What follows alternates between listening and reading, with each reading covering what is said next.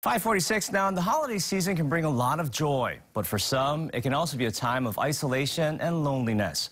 The Navy Suicide Prevention Program aims to reduce suicides by developing resilient sailors and to better identify and support those in need, because one suicide is one too many.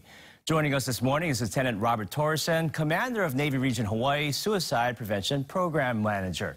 Good morning, Lieutenant. Thank you so much for joining us. Thank you. Merry Christmas. You too.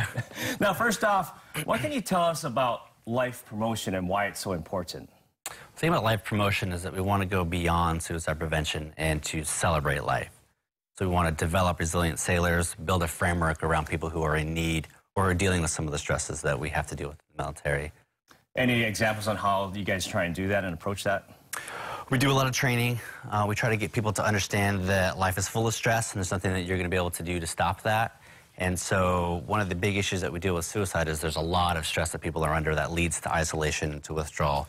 So if we can address those stressors early, we can get them the help that they need, get them that supportive framework around them, and then those stressors don't build up and lead to something that we don't want to, something catastrophic. What kind of support systems does the military receive? We have the Military Family Support Center, we have chaplains, we have the training that we do. Our commands are all very, very involved in their sailors and the sailors' lives as well to make sure that they're doing okay. If something comes up, if there's an issue in the family or there's an issue at work, we want to get in there and help to solve those issues as quickly as we can. So we try to make sure that we build a framework of sailors around sailors. How does someone approach someone that might say a suicidal comment or thought? How do you approach them? I think to remember first is don't be afraid of it. If somebody says something to you that is concerning, ask them about it. Don't try to beat around the bush or say things, but be direct. Is this something that you're thinking of? Are you thinking of suicide? That way you know right away what you're dealing with. And if that is the case, then you can get them to the help that they need. If they say, no, I'm not thinking about that, but thank you for asking, you can get them to other kinds of help or just be supportive because they're not quite thinking that yet. What about self-care? What does that look like? It's lots of things. It means lots of things to lots of people. So it could be going to the gym, it could be going for a run, calling family members, just taking some time alone at the beach, right? Everybody needs to come up with what their own self-care things are, and once they know what they are, practice them.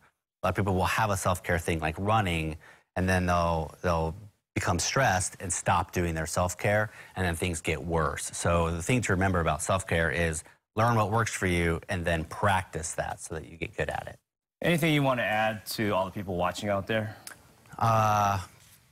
Take care of yourselves. That's the most important thing. Make sure that you reach out. Something I like to tell my sailors in training is when in doubt, reach out. So if you have somebody that you're not sure about, you have somebody that you haven't talked to in a while, they say something that's a little bit concerning to you, don't just hold that for yourself. Reach out to them, ask them if they're doing okay, reach out to the supports around them to also help them. We call it connecting the dots. If everybody knows a little bit about somebody and all of that's concerning, talk to each other and build that framework so that you can support somebody who might be in need. All right, Lieutenant, some very good tips, and thank you so much for stopping by this morning. All right, coming up next, Chris will have your updated forecast, and just ahead, it's a Thursday tradition.